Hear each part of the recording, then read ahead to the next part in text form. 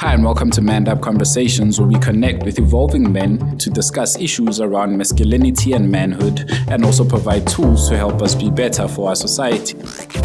We all exist in so many different communities.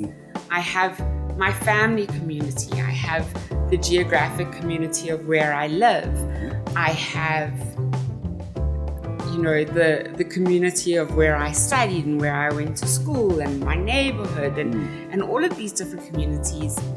And that can be very empowering because I can find other communities. If I am not getting what I need from the communities I have, I might need to look elsewhere. And the awesome thing about that is as well, that now I'm in a community of strangers. Yes. And I can share without having the worry of... So here we go. I think I'm quite excited today because, I'm usually excited whenever I do these podcasts, man, but whenever I have a lady across on Manned Up Conversations, always something different, right? And with this new series, I'm trying to involve more of the ladies and bring in the voice, because I kind of believe that whenever we talk about men and it's only men, we kind of exclude women, because we also live with women. Women are our partners, wives, and we live with them in society. So it's kind of, the conversation gets a bit skewed one way, and we kind of exclude the other people, like I've been saying. But today, I've got from the South African Depression and Anxiety Group, my friend, can I call you my teacher? Goodness me, I think our learning experience is mutual. Oh, man. But man, Krystle Kemp is someone who I met last year, I think in about July, and you told me all about support groups, so welcome. Thank you so much for having us. Man, I want to start this off by going straight into support groups, but I feel like we'd be missing out on quite a full conversation because you've had quite a lot of experience with mental health and support groups themselves. But tell me how you got involved with South African Depression and Anxiety Group and support groups. Let's start it off there, yeah.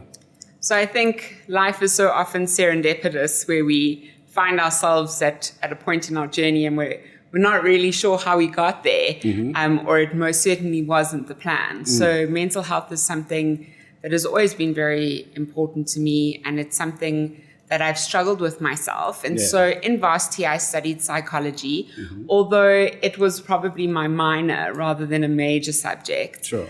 And I focused more on advertising, and I went into the advertising field. And while there, I realized how people were valued on the work that they produced or the awards that they'd won and what they had achieved. And there was a little space for how people were doing. There's a lot of boasting in so many industries. I know it's most certainly not just advertising that's guilty of this kind of, I worked until 2 a.m.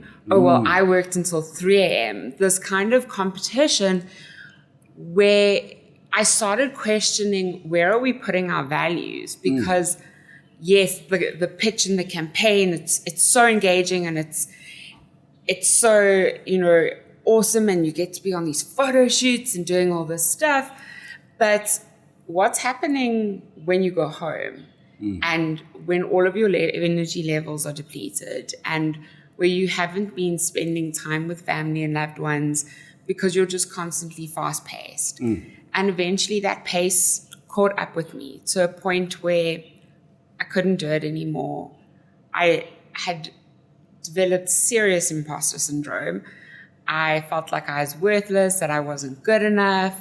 And so very reluctantly, and I think with my fists absolutely clenched, I realized that I had to step back because my mental health had just taken such a knock. And so with no plan in mind, I left my job, which was so scary. But I think at that time it was, are you going to try and continue doing this job, or are you going to continue to live? Because things were so bad and my mental health was so depleted that I didn't want to go on. I didn't want to continue. And, I always say I never wanted to die. I never wanted to kill myself. But if you could have said to me, Krystle, you can disappear now. You can disappear and it's not going to leave a hole. No, your family aren't going to miss you because you're just, you cease to exist. And at that time, I would have taken that option 100%. Sure. And so all of a sudden, I had an immense amount of time on my hands. And I took 6 months, and it was a 6 months of healing. And I was in a fortunate enough position to have that time. And it involved a lot of self-care. I was still really struggling with these concepts that I was a failure and that I had let myself down. I'd left my family down. I'd left the advertising industry down, like all of these perceptions, and really at war with myself for those 6 months. But I'd been involved in in SADAG for a while before then as a volunteer because mental health has always been important. And to kind of build myself back up and that confidence, I volunteered more and more and more. And I started engaging in school talks and, different wellness events. Wow. And it came to the point where my predecessor was going to immigrate, and she was like, Krystle, I think you'd be really good for this job. Sure. And I was like, well, I'm a bit lost. I'm too fragile to go back into advertising. This is something I'm really passionate about. Let me give it a go. Sure. And so I did. And that was in July of 2019. And I haven't looked back since. Wow. And so what was kind of a stepping stone in my own mental health journey has become the destination. And I'm so fulfilled. And I think the kind of value you get from working with incredible people every single day, which is what our support group leaders are. They're people who are often patients or ex-patients themselves. They've lived with mental illness, and they've kind of come to a place where they're like, okay, I'm okay now. I'm doing okay, but I never want anyone to go through what I did and to be alone in that journey. And I think that's the motivation for so many of our support group leaders. And now we have 160 different support groups around the country. And so the magic of getting to engage with people who care, who place such an emphasis on community, who aren't afraid to speak out about mental illness is, I'm living my dream. I love that. Right? And I'm listening to that. I'm like, there's something about change, like you said, right? I remember before I joined, I actually reached out to SADAG to talk about, hey, what can I do to sort of support people around this? I'd also just lost my job, and I was feeling like, oh man, where do I go? Confidence was low. I felt like I kind of lost myself there, I was feeling very, very vengeful and that type of thing. So I thought, well, luckily my lady actually had done some counselor training with SADAG prior to me losing my job. And she said to me, okay, G, there's this thing they have at SADAG called support group leader training. So maybe you want to try that out and see how that works for you. I had then attended a few support groups online, but what I found with that is there were men's groups, and although they were cool, I kind of felt disconnected with the guys because there were guys from overseas where some of the jokes are like, I don't really get that, and maybe you don't also get the context that I'm also South African, so we're dealing with like very different issues on this side. But then, I then started seeing, okay, there are different types of support groups. So let's talk about what a SADAG support group is and how different is it from, just any other support group. Yeah. So I think the emphasis is always on the fact that support groups offer aftercare. They're not there as primary intervention. And that's why our support group leaders don't have to be mental health practitioners. And it's so important that we stay in scope, because one of our most important things that we want to always ensure is that we first do no harm. So we don't want to put someone in a situation where it could be potentially harmful for them. So support groups and group therapy are two different things. Sure. Group therapy can be a primary source of mental health intervention. It's run by a mental health practitioner. Whereas a support group is not necessarily there to offer you advice or to tell you what to do. its key role is to create a safe space where there isn't judgment, where there are people around you who can relate to what you are going through. And so we learn through each other's sharing, but not through other people being like, well, you should do this and you should do that. Sure. Because I think that's, as humans, we're entrenched, we have this mindset to fix things. Here's a problem, where's the solution? Sure. But often when people are struggling with their mental health or even a decision or a way forward, they probably know the different options available. And I think there's this misconception that there's always a desirable outcome. Yeah. And that's not always the truth. And so support groups allow that space to sit there with those feelings, to unpack those feelings, to have someone talk through those ideas or thoughts or plans with you, but not necessarily to be like, hey, KG, you should do this and this and this and this and this. Sure. And I'm like, hang on, like I'm not ready to do anything yet because I'm still dealing with my emotions and trying to process everything. And so, a great example of how a support group would work could be like, my husband just cheated on me and I don't know what to do. Should I leave him? Should I stay? What about the children? These are all things that I'm going to have to take into consideration. But right now, it sounds to me like I don't even know how I'm feeling. Sure. So it's taking that step back. Wow, your husband's cheating on you. What is going on for you right now? And it's so important to be aware of not making assumptions. Oh, you must be devastated. No, actually, I'm relieved. That guy I must kick him to the curb. Like it's not telling the person how they should feel. It's how are you managing this? How are you feeling? What's going on? I'm devastated. I thought he was my soulmate and I feel so betrayed. And then unpacking those feelings of betrayal. And then, potentially then after time and having conversations and just sitting with those feelings to then be like, okay, well, what have you thought about doing? What would your different options look like? Because we're all experts of our own experience. And we should never undervalue that. That's not a word. Undervalue. Devalue. Yeah.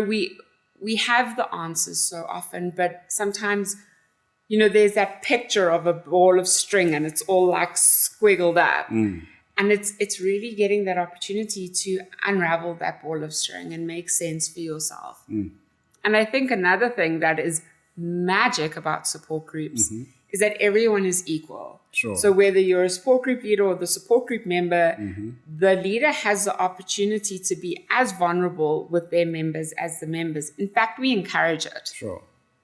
Often when people come, we have a support group for support group leaders.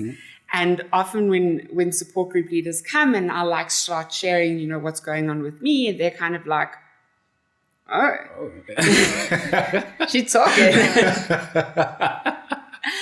And afterwards, they're like, I can't believe you told us, you shared that with us. And I was like, how can I expect you to be vulnerable with me if I'm not willing to be vulnerable with you? Sure. And so in the support group environment, even though, I look after the support groups, in the support group meeting, I'm as much a member as anyone else. And so in these meetings, and I think one of my favorite things is that you are the supported and the supporter. And getting to wear both hats. I can be vulnerable in one meeting, and then in the next meeting, I can be strong and I can be there and I can hold your hand and we can work through this together. And that changing dynamic is beautiful. Man. Oh, I love it. Because I often feel like when people call, they're like, yeah, KG, I'm struggling with this thing. And it's like, okay, well, I hear you, well, we'll figure this out together. Like, okay, well, but what can I do? Like, well, I don't think there's anything you can do right now, but I can promise you if you join the group, have you seen anyone like you encourage, have you seen anyone about this problem, anyone professional? Do you even have the funds to do it? Because there's no magic bullet in attending a group, right? There's no one session with a therapist that's going to sort everything out for you. And I feel like sometimes maybe with the world of self-help and, the coaches that we see on social media and all of that, and the quotes that we keep on seeing repeatedly, it kind of gives people the idea that, okay, yeah, well, I'll attend a few things or I'll read a few books or listen to a podcast or whatever, and I'll be fine, right? But that often is never the case. And I like what you're saying about we the experts of our own problems, that you kind of have to work through whatever it is that you're dealing with to get to a point of, oh, I actually knew that answer, but I've just been, I guess, too much in the muddiness of my own situation to actually think outside of, what's happening. So I really love that. But I want to talk to something you mentioned also with community, right? Community is often something seen as, if I go there and I speak to a bunch of people who don't know me, I'm going to feel so judged. They're going to think I'm an idiot. Like, how don't you know how to figure these things out, So what do you say to someone who's kind of been through so many things and they feel like, nah, I don't want to be judged. You can't talk to family, number one, because your family knows so much about you at certain times that you feel like, if I go there with another problem, I've always asked them for help. They're going to think, here's KG again with these problems, So how important is also stepping out of that? I think I'm going to use a word that we learned from our group called, I can't paraphrase this now. I can't think of it. I think I just lost it. But it's called a destiny helper. There we go. So a destiny helper, meaning, someone who just comes along and offers you like those words, not necessarily the advice that you need, but certain words that click in your head or in your heart that, oh man, this is what I need to do. And then you can start having those conversations with those people. So I think that community, it might not be a community of like 10, it could be 2, 3 other people that can speak into your life or speak into your situation, not necessarily fix it, So what do you think community does in the sense of being in that group? Does it give you more empowerment to kind of sort yourself out? Or, how have you seen it? So I think, there's that age-old proverb, once bitten, twice shy. And so many people living with mental illness who have reached out for help have not received the help that they need. They've been judged. They've been told, just be positive. It just be positive. Just be happy. Look at all this great stuff that you've got going on. How can you be sad about this? And whatever you are going through is real and it's serious in that moment. And so I don't need, for me to have my anxiety to be compared to, well, at least, if, for example, I'm really, really stressed about work and I feel overwhelmed and I'm like, I'm not coping, and I share this with someone and their reply is, well, at least you have a job. At least, you should be grateful. So many people would die to have a job like you have. It's not a competition. What I'm going through does not need to be compared to what anyone else is going through. Sure. Are there different severities of situations? Of course. But my feelings aren't just undermined because someone else is going through something worse. And so I think people are so reluctant to speak about mental health because they have been dismissed, they have been judged, they have been stigmatized. And I think the other thing about communities is that we all exist in so many different communities. I have my family community, I have the geographic community of where I live, I have the community of where I studied and where I went to school and my neighborhood and all of these different communities. And that can be very empowering because I can find other communities. If I am not getting what I need from the communities I have, I might need to look elsewhere. And the awesome thing about that is as well that now I'm in a community of strangers. Yes.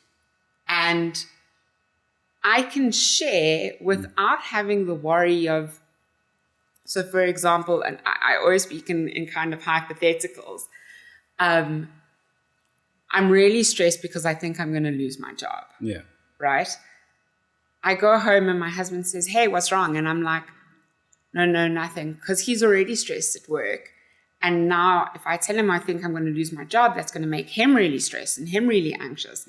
And so I sit and I hold it myself because I don't want to share that with him because I don't want to make him anxious.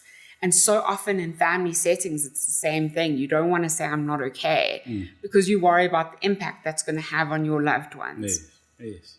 And so I find this community of strangers, and I know that you know from your own experience, that community of strangers do not stay strangers for very long. But I don't have to hold the responsibility of what I'm saying and the impact it's having on them. Sure. So I get a freedom from that community. And I can speak about relationships I'm having or things that are affecting not only me, but also my family, with not having to hold the burden of my family's concern there. Sure. So the other thing about communities is communities are normally identified by having similar characteristics, right? They can be vast characteristics, but similar characteristics. And that's where support groups come into play, in that the characteristics of a support group is that you have experienced or live with mental health. You know what it feels like to be faced with that stigma. You know how it is to be judged. And in that community, it's a community of people who haven't felt heard in the past, but in this space can feel helped and supported. And so support groups make beautiful communities, and they create resources that are different communities to what you perhaps have right on hand. Man. And that goes to a lot of our friends, man. I think, I often say there's kind of a burden our friends feel sometimes when we go through something, right? Like, oh man, I don't even know how to help this guy, right?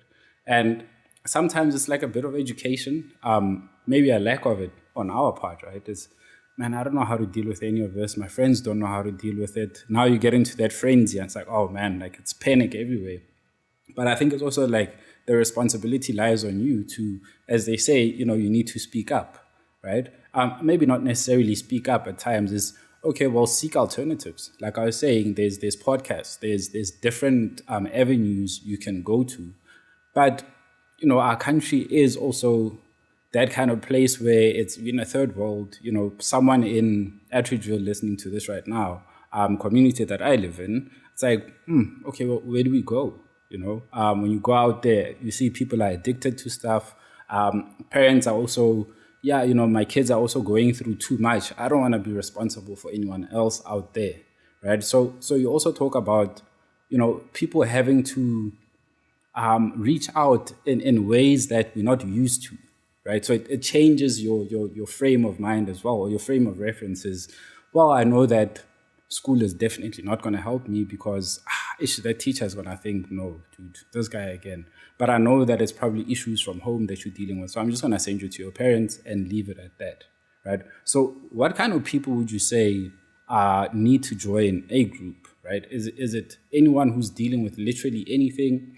Is it someone who's literally at the end of their words, who's feeling like, okay, right now, this is such a desperate situation. Talking to someone may not have the expertise, might lead me down the wrong path? Or do you just like, hey man, let me just start by opening up to anyone really, and that could help me? So I think when we open up, we make ourselves vulnerable. And if we're really struggling with our mental health, making ourselves vulnerable can be dangerous, And we always use the cup scenario. You can't give if your cup is empty. And that's what I would say about support groups too. As I said earlier, we need to be able to support and be supported. So we wouldn't encourage someone to go to a support group if they were in dire straits. If they were a risk to themselves, if they are not being able to function in a society the way that they used to be able to, that's when we would say, go and get professional help. Get that one-on-one help. If you don't know how to get that one-on-one help, if you don't know who to go and speak to, if you're at a total loss for words, phone SADAG, talk to a counselor. They'll be able to advise where you can get that one-on-one help. Let's get you to a place where you are managing. And then let's look at maintaining that management. Sure. And obviously the more we maintain, the more it improves. And we're going to have up days and we're going to have down days. But if you're sitting here and you're listening to this and you're like, my cup is empty, I cannot pour into someone else's cup. Now we're putting you in a support group situation where a lot of people are struggling with different things. And someone is trying to take water from your cup and your cup is empty and it's too much. So your cup doesn't need to be full to join a support group, but there needs to be capacity for people to take water out of your cup, but also to put stuff back into your cup. And so that's where the first line intervention comes into play. We're not mental health practitioners. We can offer you support through the call center, but support groups are very supplementary. Sure. That being said, we have 160 different types of support, different support groups, a lot of different types. So, for example, with your support group that you have, you don't necessarily need to have a mental illness to join your support group. Exactly. Your support group is there to, and correct me if I'm wrong, but it's to allow a space for men to have feelings. Exactly. Which society has taken away from them, with, oh, women are the fairer sex and men don't cry. And it's allowing that platform. So you don't need a mental health or mental illness to come to a support group like your support group. We have support groups for depression and anxiety. We have support groups for bipolar. But we also have support groups for family members and loved ones of those living with mental illness. It's so difficult having a loved one with a mental illness because you as the parent or the caregiver can't say, hey, I'm not okay, because you're not the one with the diagnosis and it feels selfish. But you're also living with these struggles. You're also dealing with this. You're also watching your loved one struggling. And so having a space to be like, this is really hard, allows for a space separate to that of your loved ones where you still also have a space to exist. We have support groups for people living with chronic illness. You don't need a mental health diagnosis to join one of those groups. But we know that living in constant pain can seriously affect your mental health. And so to find a community of people that are also living in constant pain, who understand that you might only actually be on your feet for an hour in a 24-hour cycle, and even that is a lot. So there are these exceptions to the rules.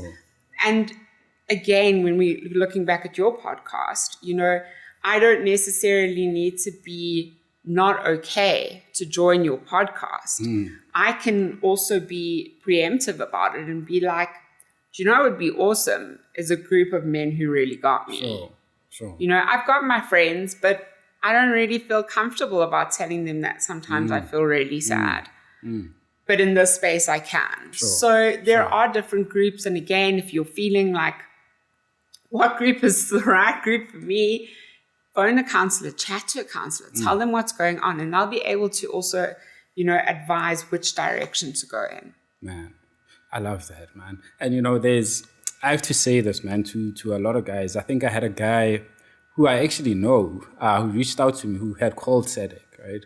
And we had a little bit of an awkward moment because, is this KG? I'm like, yeah. He's like, oh, man. I'm like, yeah, I got your number. I mean, what's up? He's like, man, I called SADAG and they gave me this number. And it's like, oh, yeah, man. So how can I help you? What's going on? And we had a very deep conversation between the two of us. But what then happened is we were supposed to meet, I think, some time ago, a week ago or something like that.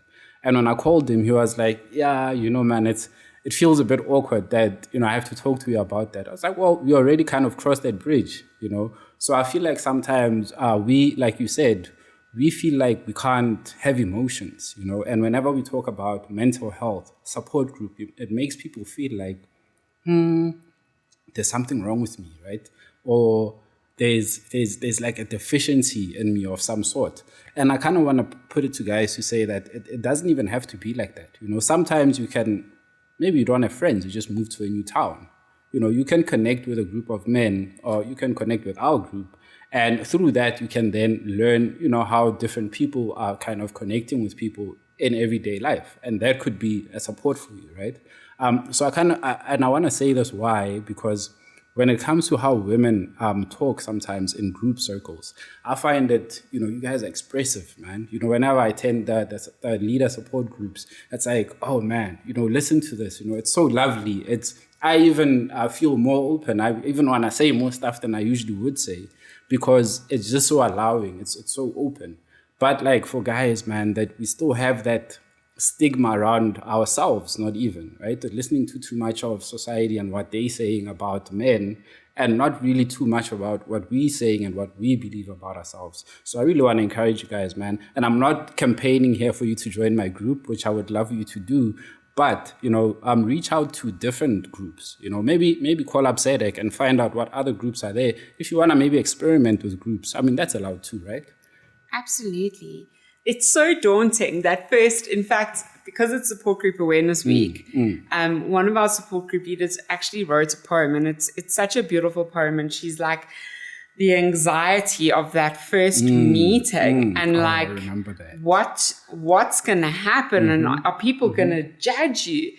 And you get in there, and there's this new norm where people are sharing really personal things, like heavy emotions. And you're like, well, if they can share that, maybe I can too. So I think the thought of taking that first step of allowing yourself to be open and exposing yourself. Often people will join meetings for the first time and they're like, I'm just here to watch and I'm not going to participate. And by the end of the meeting, they are chatting away because it's safe. Man, I love it, man. And guys, remember, safe spaces is I think the key word here, or the key phrase here. The fact that it's safe means whatever you're discussing. And I think that's something that we also need to keep repeating in our groups, or something that I highlight quite a lot. And maybe without even highlighting it too much, a lot of the guys have said, man, I feel so safe here because I know I'm not going to hear about whatever issue we discussed on social media, like, oh, well, this guy is going through whatever. So let's talk around that secrecy and the trust that you have to build in a group like that, because you're dealing with very sensitive stuff that can often lead to maybe triggering someone else's issue. Like you're saying, someone could be an observer, but through someone sharing their story, then they would be like, oh, wow, man. Then you can see it, fortunately for us, we online, which is not kind of allows for people to hide a little bit, right? Because you're online, you can hide your camera and stuff, or maybe if you start feeling that emotion come up, you can act like, I just lost network there for a second, and just take a moment. But you run the risk as well of being in a group that might just trigger you, right? So how do you navigate that trust? How do you navigate that secrecy and kind of making people feel like, hey man, even though we might trigger you, you're still safe. We can close this off in a very positive way and kind of deal with, oh wow, we don't even know Krystle's dealing with this, or KG is dealing with that. I'll give you an example. Is one of the guys in our group had said, I feel like we should stop the groups because, guys are not working, and, I feel like we need to support them. And I said, wow, I wonder how you got to the conclusion of guys are not working and we should stop, because this group exists because I also found myself in a place where I didn't have support because I don't have a job, right? So because we are kind of positive around my situation of not working, and I don't kind of put it on people and say, no, you should do this, because you don't have a job, you should find something. It's like, no, guys, maybe I never told you, but I actually don't have a job, but I have work, and finding work means, dipping into your skills sometimes, volunteering, like you said, looking outside of your situation. I know it's a hard thing to do for a lot of people because not all of us have hobbies, not all of us have supportive families, not all of us come from a culture that promotes that, right? Of, yeah, man, I understand you're not earning anything for whatever you're doing, but look, you can go ahead and do something that gets you not money, but satisfies your soul, right?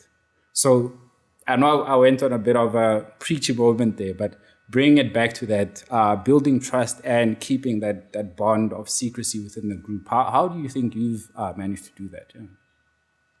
So it's so funny when you were just sharing your story and, you know, people not necessarily realizing that right now you may not have a job. I think back to when I left advertising, and for such a long time, I was my job. If you said, you know, Krystle, what do you do? The first thing that I would say is, well, I work in advertising. And it got to this point where I was like, how am I going to engage socially? People are going to say, what do you do? Sure. And I'm going to say, nothing.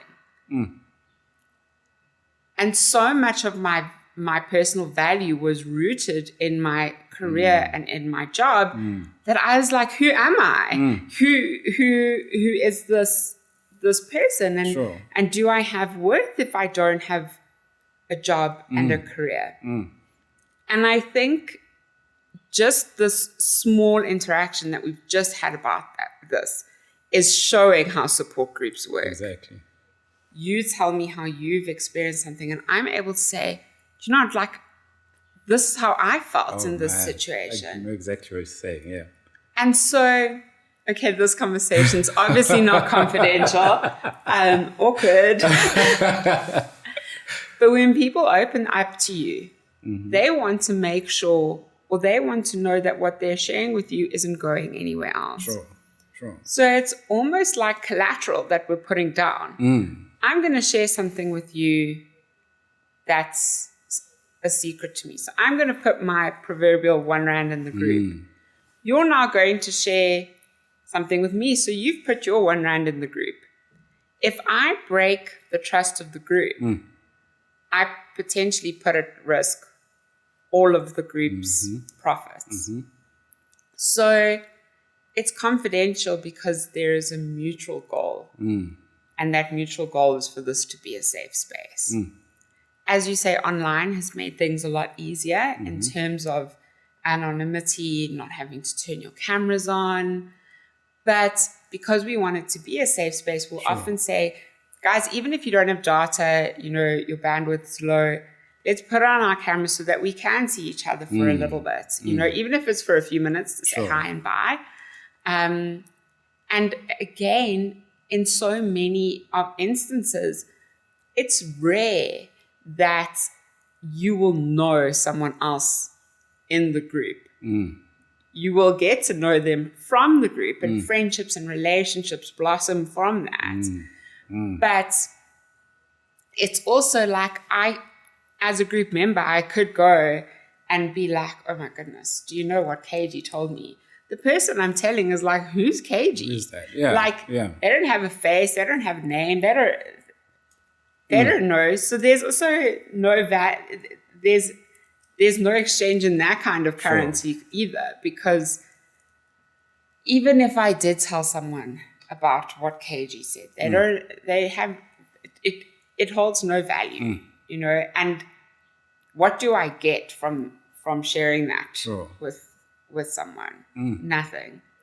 Whereas what do I get from keeping that within myself and within the group?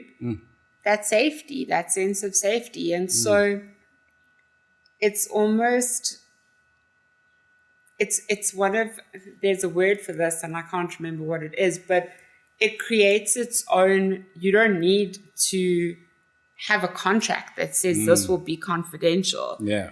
Because it's in everyone's interest. And so they keep the confidentiality because they want the group to be safe for them as well.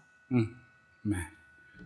Oh, I love that. And, you know, it's I think it's people appreciate the fact that, look, I don't know this person. And I'm going to keep on going back to that because as much as I would want to, you know, have my friends on a group and have certain exchanges with them and be like, well, I've known this guy for X amount of years.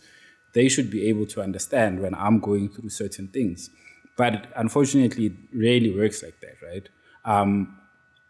But of course, the more unconnected you are to someone, the easier everything kind of lands, right?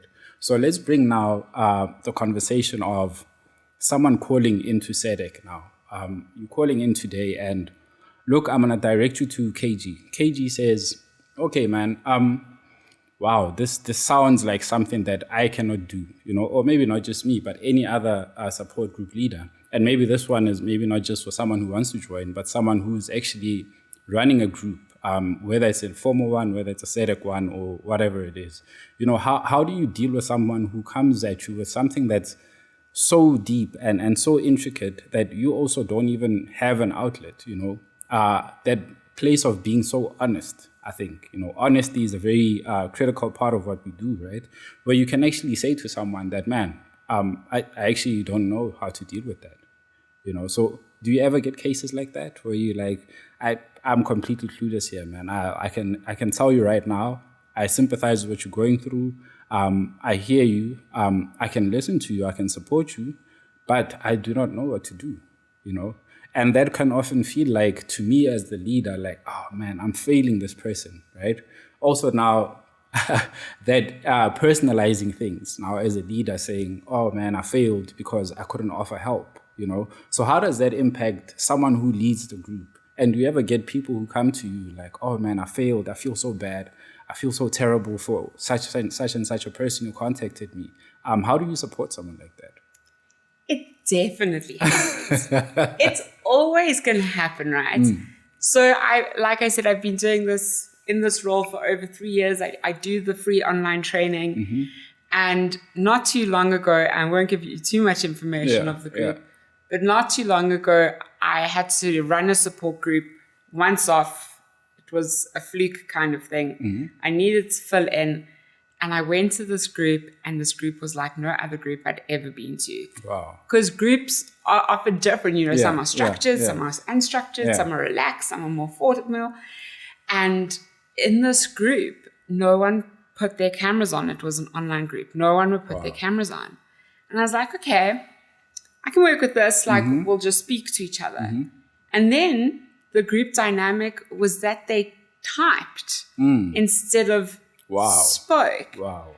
And for an hour, I sat there reading out loud the different thread. And I was like, what's going on? Sure. And I left and I was like, I'm the person telling people how to run groups. And like, here I am, like, lost. Man. And I came to work and I discussed it with the team. I was like, guys, I like flopped. I flopped. And I was like, no, this is such an awesome learning experience. I felt I'd flopped because it wasn't what I am used to groups looking like. I've never seen a group that looks like that. But they didn't necessarily feel like it had flopped. They were still able to share and engage. I felt like a newsreader. And so I was like, how do I change this dynamic? Does it need to change? Is it working or is it not working? And I went back to the group and I shared with them, I felt like I didn't do well. And in that moment, I was like, now this person who trains support group leaders is like, guys, is this group okay? Wow. And I felt so vulnerable, and it was such a refreshing reminder, because it is scary when you don't know how to manage a situation or how to navigate a situation. And so I did the only thing I knew how to do, and that was to be honest with the group. I was like, I didn't feel like we had that interaction because it felt a little bit stagnant by the text. And I was like, do you think we could try and just unmute ourselves when we're talking? Man. And some people still had to talk online, via text, because they weren't able to speak loud in the environment that they were in. But more and more people started talking and engaging.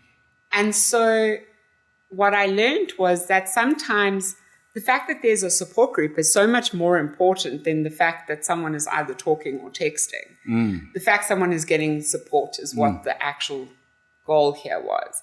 And although it didn't look like what I anticipated it to look like, it didn't mean that it was bad or that it wasn't working. So I think when support group leaders find themselves out of their depth, which absolutely happens. First of all, you said you don't know what to do. In your hypothesis, you're like, I don't know what to do. Sure. But you did know what to do. Because you were like, this is a really hard situation. I don't know what the next steps are.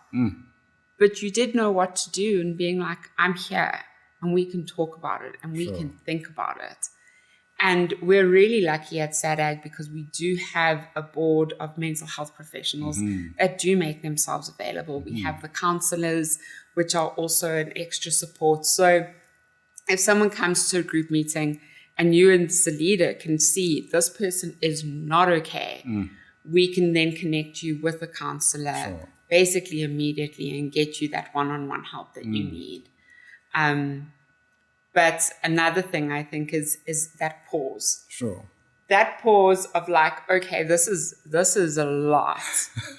This is full on. Sure. And I bet you that person is like, oh my gosh, she hears me. She knows. She understands the gravity of this. Oh man. And just being alone in that, like, this is massive, makes me feel not so alone anymore. You know, just allowing that space. And when we need professionals to step in, we do have professional guest speakers that come to groups. Sure. When support group leaders are like, you know what, we really need this topic to be addressed. It's out of my scope as a volunteer. We'd love to know more about obsessive compulsive disorder, unemployment and substance abuse, or whatever it is.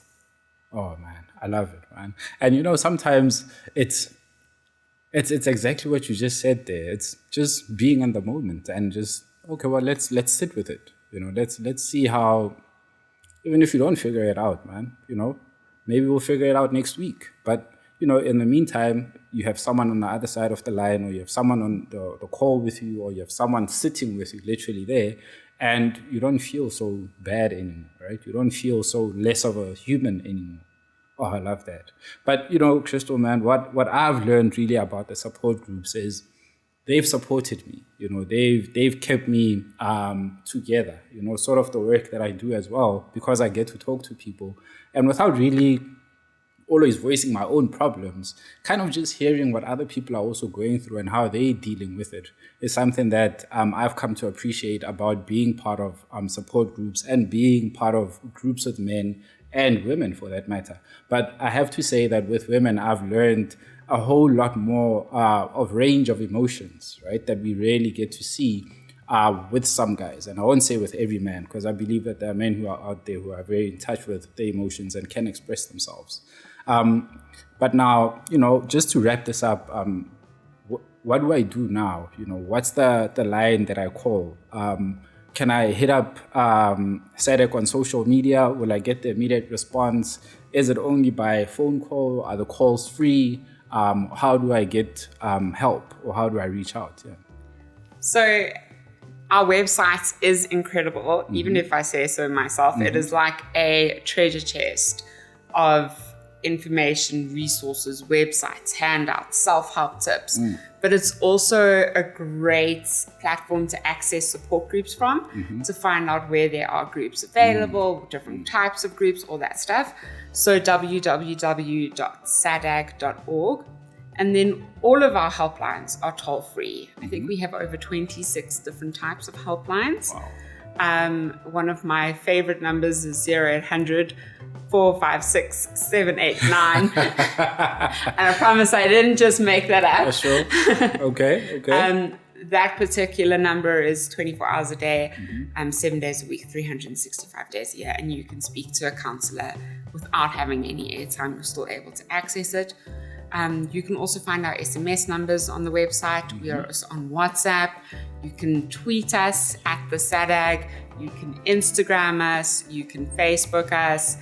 And we've even just, because we're hip and happening like that, launched a TikTok platform quite recently as well.